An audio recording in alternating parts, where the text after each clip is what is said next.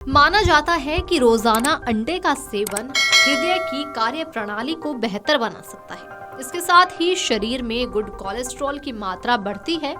ये मांसपेशियों के लिए फायदेमंद होता है और आंखों और दिमाग को भी तेज बनाता है। अंडा सस्ता, सुलभ और प्रोटीन का भरोसेमंद सोर्स है, जो कि सच भी है। लेकिन एक हालिया रिपोर्ट ने अंडे की गुणवत्ता पर सवाल खड़े कर दिए थे। लेकिन अब FSSAI का बयान सामने आ गया है।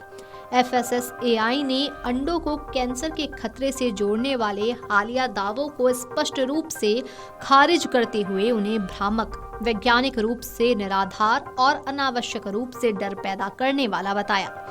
FSSAI के अधिकारियों ने इस बात पर जोर दिया कि खाद्य सुरक्षा और मानक विनियम 2011 के तहत मुर्गी पालन और अंडा उत्पादन के सभी चरणों में नाइट्रोफ्यूरान का उपयोग सख्ती से प्रतिबंधित है। खाद्य सुरक्षा नियामक ने शनिवार को जारी एक बयान में साफ किया कि देश में उपलब्ध अंडे खाने के लिहाज से सुरक्षित हैं।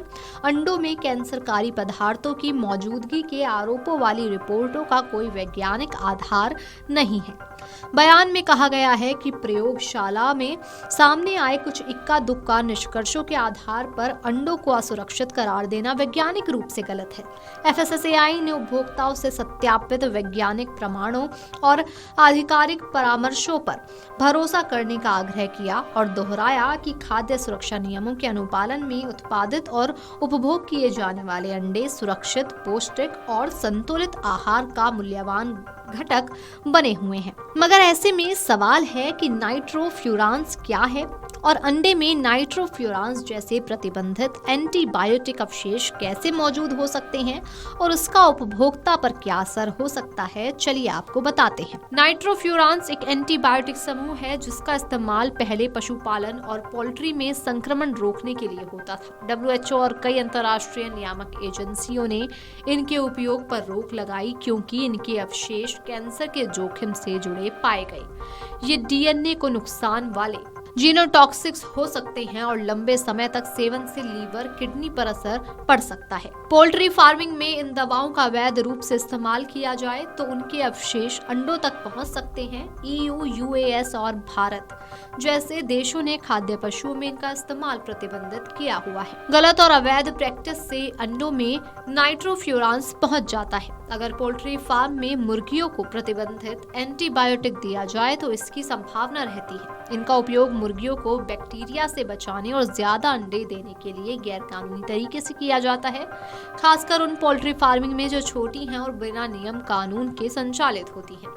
किसी भी तरह के मुर्गियों के संपर्क में केमिकल के आने से इनके अवशेष अंडों में रह सकते हैं। हालांकि ये समस्या हर अंडे में नहीं होती, बल्कि नियमों का उल्लंघन करने वाले कुछ ही सप्लाई चेन में सामने आ सकती है। इस तरह के अंडे कैंसर के जोखिम को बढ़ाते हैं, DNA को नुकसान पहुंचा सकते हैं। कभी कभार ऐसे अंडे खाने से तत्काल बीमारी होना दुर्लभ है, लेकिन लंबे समय तक लगातार सेवन से जोखिम बढ़ सकता है, खासकर बच्चों, गर्भवती महिलाओं और कमजोर इम्यूनिटी वालों में। सबसे बड़ा खतरा तब है जब नियमित निगरानी और टेस्टिंग कमजोर हो।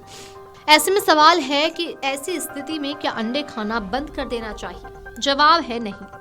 अंडा आज भी उच्च गुणवत्ता वाला प्रोटीन, विटामिन B12, कॉलिन और अच्छे फैट्स देता है, बल्कि समस्या अंडे में नहीं, अनुचित उत्पादन में है। यानी कि गलत तरीके से जो प्रोडक्शन किया जा रहा है, गलती वहां है। अंडे का सेवन रोज करें, लेकिन भरोसेमंद ब्रांड या स्थानीय सप्लायर से ही अंडे लें। अंडे लेते समय FSSAI लाइसेंस और ट्रेसेबिलिटी देखें। बहुत सस्ते अनजान सोर्स से आने वाले अंडों से बचें। कच्चा अंडा ना खाएं, बल्कि अच्छी तरह से पका कर खाएं। हालांकि पकाने से सभी अवशेष खत्म हो ये गारंटी नहीं है, पर जोखिम घटता है। साथ ही डाइट में विविधता रखें, केवल अंडे पर निर्भर ना रहें।